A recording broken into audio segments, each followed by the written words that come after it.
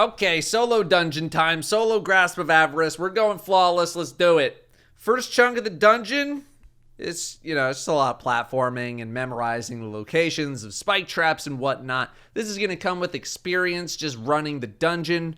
Obviously, you don't want to step on traps, fall into pits, anything like that. So I'm just going to skip forward to the boss encounters because there is just not a whole lot to say until you get to the first boss. All right, so loadout-wise, in Season 15 anyway, I can look into updating the guide for future seasons. I used Fatebringer, Null Composure, and Sleeper with the Catalyst on my flawless run. In case it's not implied, throw on Particle Deconstruction. On Titan, I used Ward of Dawn, no surprise there. And on Hunter, I used Golden Gun with Nighthawk. Titan and Warlock are essentially interchangeable here since they have Ward and Well. I would treat them pretty much the exact same way. Obviously, other builds are also going to work, but running Ward or Well is probably going to be among the safest options. Titans and Warlocks are likely going to use a very different strategy compared to Hunters for the two boss fights. Titans and Warlocks, I would recommend just sticking with what I did on my flawless run, Null and Sleeper. It will allow you to 3-phase both bosses pretty reliably. Hunters, on the other hand, if you want a 3-phase, you need a bit more specializing. First, you're going to grab the Lament. Then you're going to want Passive Guard out of the Seasonal Artifact. Next, you're going to want Lucent Blade and Supercharged, which are both charged with light mods. The idea here is to use the Lament, getting 4 charged with light stacks for 20 seconds of increased sword damage, and then using Passive Guard for survivability. It seems pretty nuts, as a Hunter, to do this, but it works very, very well. Could you also do this on a Titan or a Warlock? Absolutely. But I have found that most people would prefer to stick with Sleeper instead. If you only have the Lament and Passive Guard, then instead of Lucent Blade, maybe do High Energy Fire, since that does not consume a charge until you kill something. You just need to make sure you scoop an Orb of Power before boss damage. Armor-wise, the biggest thing here is probably using double void resistance in your chest armor. At least that's what I used. The main threat here is obviously the boss, but the knights hurt as well if you get too close. However, you're probably going to be at a high enough power level that you should be able to survive a good amount of damage. If you're dying to knights more often, then sure, you can swap to solar, but there's also nothing that says you can't swap between solar and void resistances during the fight itself. Otherwise, just fit yourself with scavenger and finder mods as needed. Protective Light isn't a terrible choice, but I don't think you really need anything super special in terms of mods. Any sort of general use mod setup will be fine. If you're on a Hunter, you're probably not going to want to use Protective Light, but Passive Guard should be more than enough. Use Taking Charge or your favorite Charge with Light Generator mod to get those charges. In terms of exotics for Titan, I was on Worm God just as a personal choice, but you could do Helm of Saint 14 to keep things very, very safe. Warlocks, the Stag is going to be pretty good here. A lot of defensive capabilities, a lot of rifts, but if you want to go on the offensive, you could. I just don't think you really need to. We'll start the fight by going off to the right side under the balcony and killing the Fallen to get the Scorch Cannon on the ground. There may be up to 4 Acolytes on the opposite side. You do not need to pick up the engrams that they drop, but feel free if you think you're going to have the time. We're going to go balcony side first because you have to. So launch the Scorch Charge and open up that door. Now what I did was immediately blast the 2 Acolytes right in front of me, then the next 2 down the stairs, or I take a shot or 2 towards the ones off to the back right. I grab the engrams that I can, and then I use Null Composure to take down the knights. The biggest threat here is gathering the engrams before they despawn. You do need to move somewhat quickly. The knights can hurt, but on legend mode, which is 1310, the only way you're going to die is if they hit a lot of shots in a row or you're just straight up not paying attention to them. You'll be able to get a maximum of 14 engrams from here.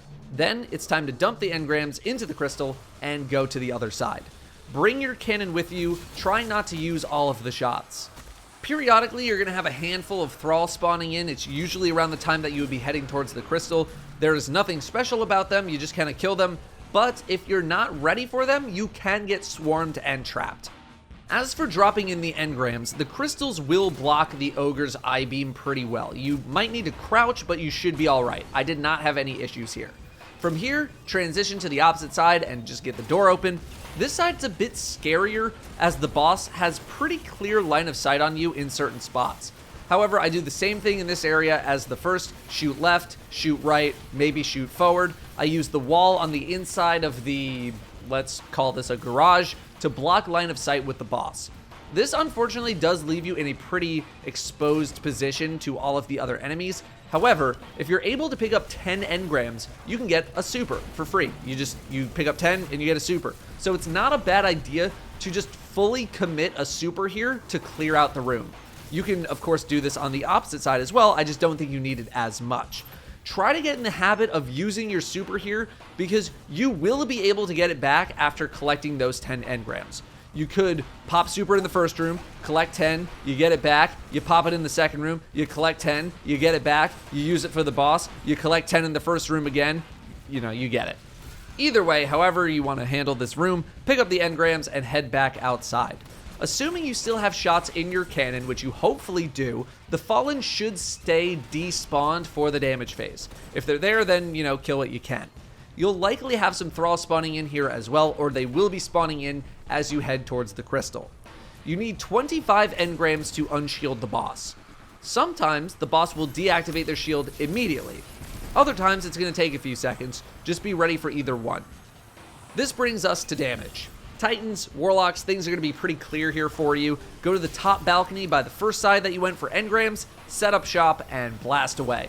Prime the boss with Null Composure, and then go to town with Sleeper, aiming for those crits. Titans, just be ready to duck into your ward if the boss beams you a little too hard. Warlocks probably won't need to deal with that. You should be able to shoot most, if not all, of your ammo, and as long as you're hitting crits, this should be a pretty reliable 3-phase. Hunters, on the other hand, as soon as the boss is vulnerable, blast it in the face with a Nighthawk Golden Gun shot, and then get to swinging, using that Omega swing on the Lament as much as possible. With Passive Guard active, you shouldn't die. I don't recall my shields even breaking. That's how good it is at keeping you alive. The boss will have a very difficult time hitting and damaging you. When the shield returns, you're going to just repeat this process 2 more times if you're playing well, but I would expect a decent amount of people to do this in 4 phases, especially if you don't have good equipment or you don't have a lot of experience doing these kinds of activities. Something that might hold you up is ammo. If you're in a situation where you're just not getting a lot of ammo drops, consider killing a bunch of enemies and letting the engrams explode to farm ammo. Not really a huge deal. But I don't think you'll have a big ammo problem here. The game should be pretty good at giving you what you need on an average run. Here's a look at one phase of the fight in action. All right.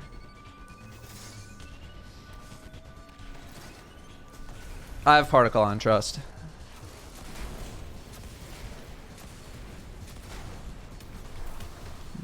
Throw a grenade down there.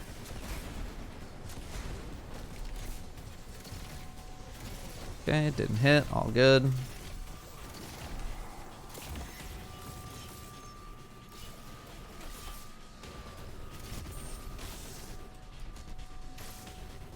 Okay, 11. We need to get 14 on the next one.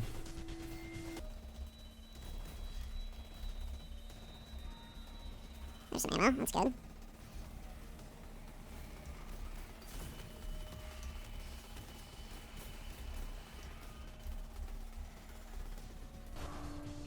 I was a little slow on that one.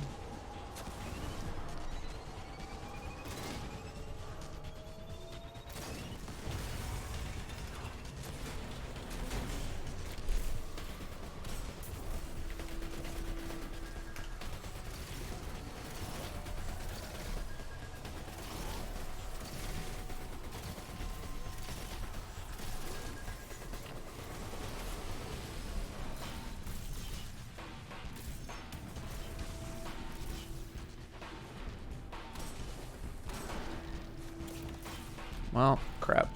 We only got 12.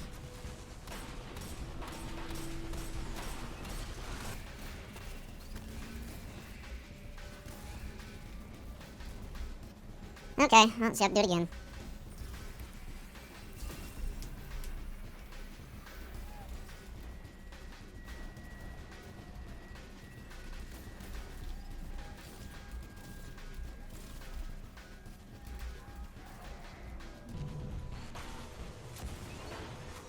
I don't know if that's gonna hit.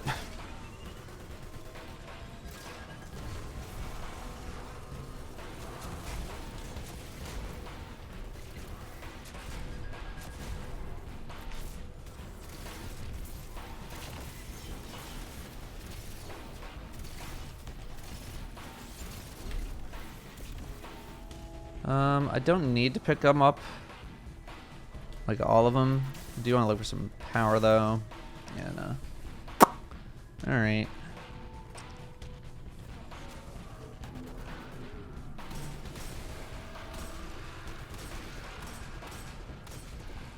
Alright, here we go. Because the longer I have to sit here, the longer it takes me to get into position to DPS.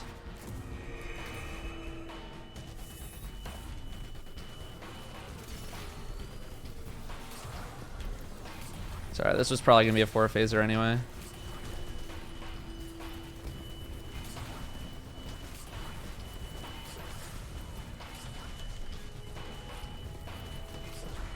Okay, I need you to stagger, bud.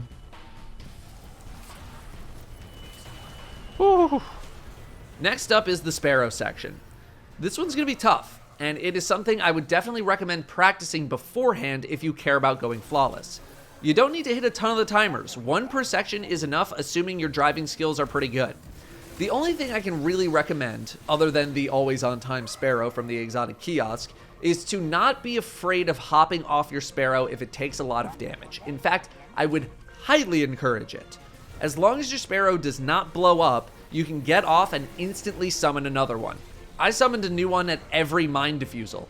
I also wasn't afraid of spending a second or two killing an enemy at the mine, because even one less enemy can limit the amount of damage you receive on your Sparrow. But if you don't have always on time, this is a little less feasible. If you do not have always on time, this whole process is going to be much more challenging, but still doable. The reason always on time is recommended is because, for some reason, it has higher speed than all the other Sparrows in the game, but it also has much worse handling. More speed makes this section much more forgiving, but again, it's not impossible without it, it's just more difficult. Here's what the run looks like with both Sparrows. You'll see my non-always on time run was super scuffed. I lost my Sparrow multiple times, but I was still able to make it on my first try ever. Very interesting.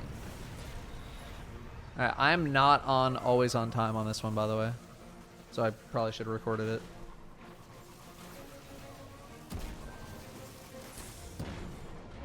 Well, looks like we should have been. Hey!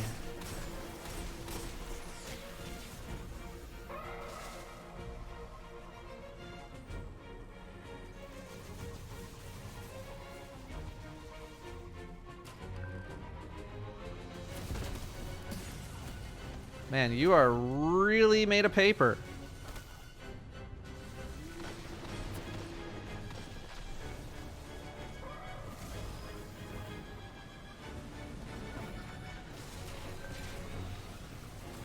Please don't stop me.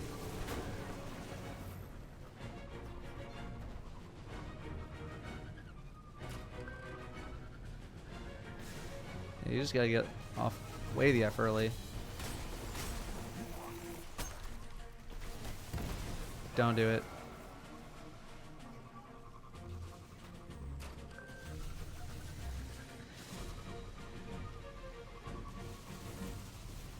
That was a Gamba right there.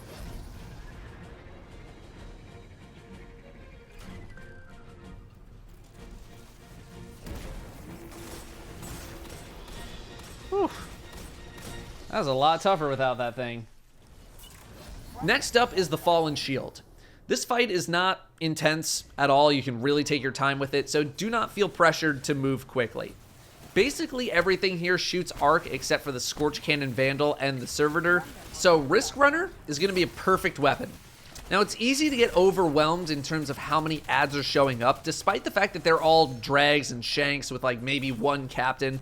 Risk Runner will help you stay alive very easily, and you're going to absolutely destroy everything in your path. But you still need to make sure you don't get surrounded. Risk Runner is good, but it's not immune from death good. The only thing that should kill you here otherwise is if you forget about having stacks of the debuff, or if you get really overwhelmed and don't have an exit plan. But otherwise, I don't think there's a whole lot to this fight. Just take your time. You need 20 engrams to trigger the servitor shield, launch the servitor bombs, take it slow. Shouldn't give you that much trouble regardless of your class. The only things you really need here are Risk Runner and double arc resist chest mods. Class, subclass, other mods, weapons, none of that other stuff matters. Use your favorite stuff otherwise, doesn't matter. Then we have the final boss. Definitely a learning curve here too. You know, getting familiar with ad spawns, getting familiar with what you can and can't get away with in terms of collecting engrams. I went from taking 22 minutes to do 2 damage phases to beating the whole fight in like 15 minutes within a couple of tries. Take some time to get familiar with the arena and the routes as well. Weapon-wise, I did the exact same thing as the Ogre fight. Fatebringer, Null Composure, and Sleeper. Titan was on Ward to enable a 3-phase, Warlock should also get a 3-phase with Well, and my Hunter would have been a 3-phase had I not accidentally forgotten to deposit all of my stacks of Burden. The strategy remains the same for Warlock and Titan, Null and Sleeper, and for Hunter, it remains the Lament with Lucent Blade. Could you stay a Gunslinger Hunter with Nighthawk for this fight? Sure. You could also just take out your sword and hope for the best while depositing 50 engrams, which is what my strat is. I ended up doing top tree tether with 6th Coyote for double invis dodges to play it safe. Mod-wise, very similar situation, a lot of arc damage coming in from ads, but solar sources hurt a lot. The boss specifically with their shotgun, who will absolutely kill you in this fight. There's a much higher chance of death here. I would start with arc resist, probably double resist, and if the boss is really giving you trouble, then you can always swap, but it shouldn't give you a ton of trouble if you use line of sight correctly. And again, you can always just swap armor in the middle of it, even on master mode, which has no triumph for soloing. You need 60 engrams to trigger the damage phase. The fight is going to start with the boss popping out, and then their friends will spawn in shortly after. Now, if you're on Hunter, you can actually pop tether right at the doorway of the boss as the friends are coming out and just go hard on them, dealing as much damage as possible to the shank specifically before it starts getting out of reach. Not a bad idea at all. Titan, Warlock, you might want to wait that one out. The shank is what you're looking to kill immediately. The Vandal's annoying, but not nearly as annoying as the shank. There's 2 ways of doing this. To get more comfortable with the situation, I actually started with Jotun and just started sniping it from super far away, and then I swapped my guns back since there's a good amount of green ammo that spawns due to all of the ads. As I got more comfortable with the fight, I got closer to the shank. So I would go to the position where I would damage the boss, I would hit the shank with Null for Particle, and then I would swap to Sleeper to kill it. Ammo should not be a huge problem here. There's a ton of ads and should be dropping you a good amount of ammo. If you really want to, you can use the Scorch Cannon to kill the shank, but you need to charge every single shot to its maximum, which can just be very tedious. It's very safe, but tedious. As for how to tackle getting engrams, I again started slow and then ramped up. First, I would do 1 run of engrams. I would grab 20, dump them in, and then repeat. Then I got it to 30 engrams. Then I got it to 40. Then I got it to 50. I stopped at 50 to deposit because as a Titan or a Warlock, it's very easy to run to the crystal, pop your super, and stand there completely safe. Hunters, popping invis, definitely the play, but if you happen to be on, say, an Archstrider for whatever reason, you could just pop that and then run around the crystal, or if you're using passive guard, which you should if you're using the sword strat, just run around with your sword out. I popped super, deposited 50 to 55 engrams, I left, I grabbed 10 more so that I would get my super again. I deposited the final 10 and then started the damage phase by going behind Wilhelm is and setting up shop. Now, how you go about doing this is pretty straightforward. You get the Scorch Cannon, you trigger the engrams, and you book it. Ideally, you've cleared out one side of enemies so that you will have an easy start, but otherwise it's lock, load, and run. The first side should be clear. The middle will potentially have a bunch of dregs stacked up. Feel free to use a couple of cannon shots there to clear some. Keep grabbing as much as you can, and then head to the final side. Note that unless you're using some sort of movement tech, you're getting 20 to 25 motes at the most in one run. My average was probably about 20 per run, which for me was fine. As soon as you get to that final side, you can try to clear out a few of the dregs, but then you got to start it right back up immediately. You have a little bit of time to recover, but you got to move quick while you have burden stacks. If you don't feel comfortable with that, if there's maybe too many adds or you don't think you're going to be able to trigger the next wave of engrams in time, just drop what you have in the crystal and start over. On my Titan, I handled the dregs by punching them all with Worm God Caress equipped. Punching stuff is really easy. Is it fast? Not really. You could probably go faster with guns, but it's what worked for me. Except the one time that it didn't, and I fell into the pool of water. Warlocks, you could use Winter's Guile here. I assume that exotic is working, right? It's been a while since they disabled it. It's probably working again, right? I don't know. I haven't tried. Ideally, when you start going for 3, let's call them treasure drops in a row, you're going to be holding enough shots in that cannon to make that happen, which, you know, it's 3 shots. You can be liberal with your cannon shots otherwise, but I would use them with purpose. Do not be flinging them cross map, trying to hope for a snipe or anything like that. Use them efficiently. Once you get to damage time, set up behind Wilhelm with Well or Ward. If you're a hunter, drop a tether and start wailing on him. I was able to pretty reliably get 12 sleeper shots off in addition to a Null Composure priming shot, which enabled a 3-phase on my Titan. Again, hunters should be able to 3-phase with the Lament, just do not forget about your burden stacks. Much like all the other dungeons before it, except for Shattered Throne, this is going to be a long fight. Settle in, play it safe. You're going to be here at the very least, I would say 15 minutes. Here is an example of a full cycle on the boss.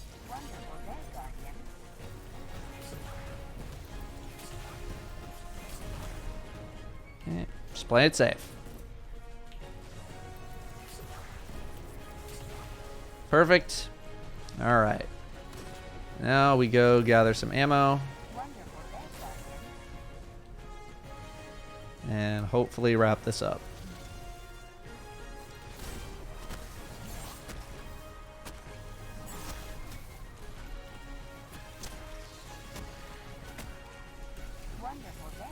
Okay. I'm just making a round trip for ammo right now.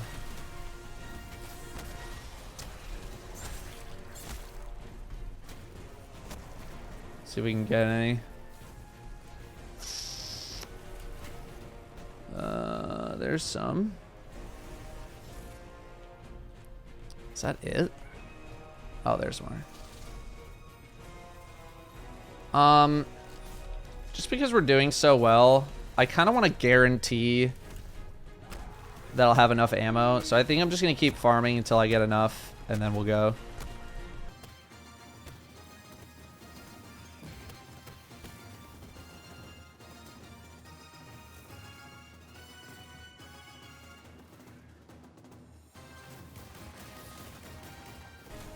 And there's some ammo. 13 shots. Perfect. Alrighty. Let's reload. Loaded. Loaded. And let's go. Shoot to loot the water. That would have been smart.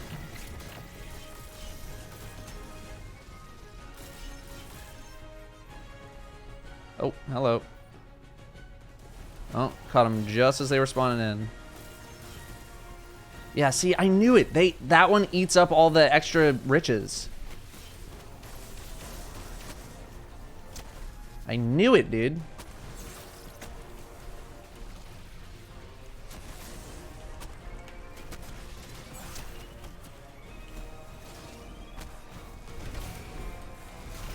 Ooh, bad spawn.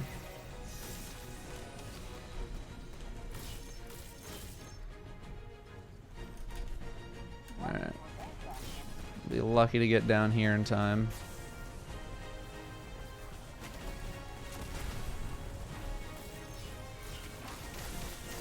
$33. Tough.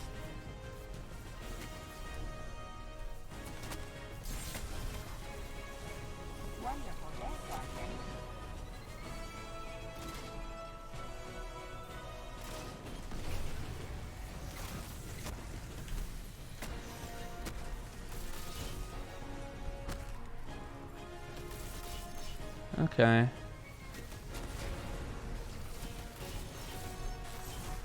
50, 51.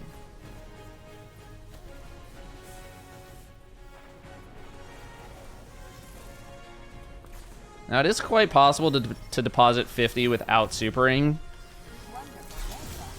Especially if you kill a lot of the dregs. But there's no need to gamble right now. Absolutely no need. Although we could kill them down there.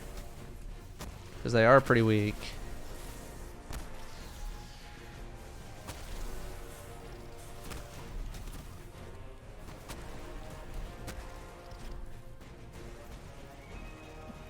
Okay. Whoop. All right, we just need 10 more.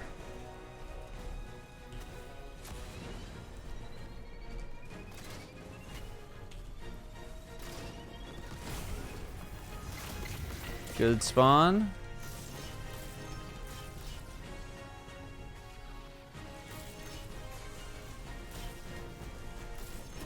I'll just grab a couple down here. And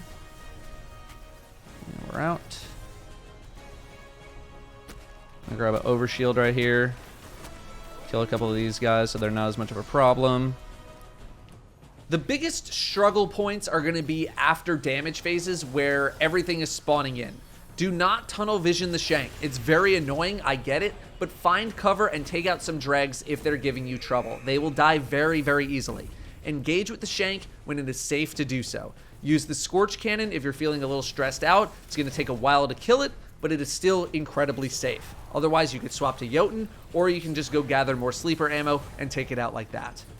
This dungeon is probably the second easiest to solo, so if you've done Shattered Throne and you want to step it up a notch, this is probably your next stop. That or maybe Pit of Heresy, but, you know, this one's new.